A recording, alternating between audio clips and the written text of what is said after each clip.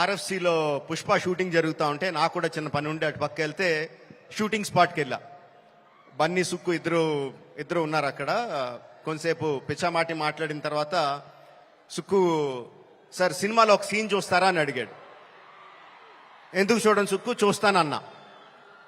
So ఎడిటర్ని పిలిచి సుక్కు ఏదో ఆ సీన్ ఈ సీన్ కొంచెం కరెక్షన్ చేసి ఏదో చూపించు అని చెప్పాడు. ఆ ఎడిటర్ ఏదో దాన్ని కొంచెం కరెక్షన్స్ చేస్తున్నాడు.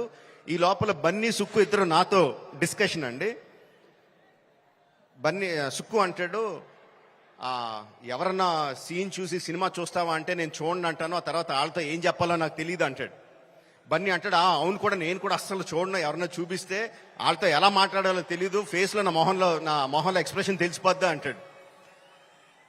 వీళ్ళిద్దరూ నా ఎదురుగుండా నాకు సీన్ చూపిస్తా, నా ఫీలింగ్స్ అన్ని వాళ్ళిద్దరూ మాట్లాడుతుంటే దానికి నేను ఎలా రియాక్ట్ అవ్వాలో అర్థం కావట్లేదు. ఈ 10 minutes పాటు జరిగింది వీళ్ళిద్దరు డిస్కషన్.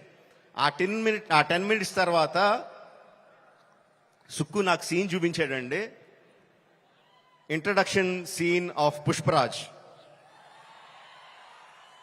ఆ సీన్లో సుక్కు హార్ట్ అటాక్ తెచ్చుకోకు, ఆ సీన్లో ఏం జరుగుతుందో చెప్పట్లా. ఆ సీన్ ఎంత బాగుందో చెప్తున్నాను అంతే.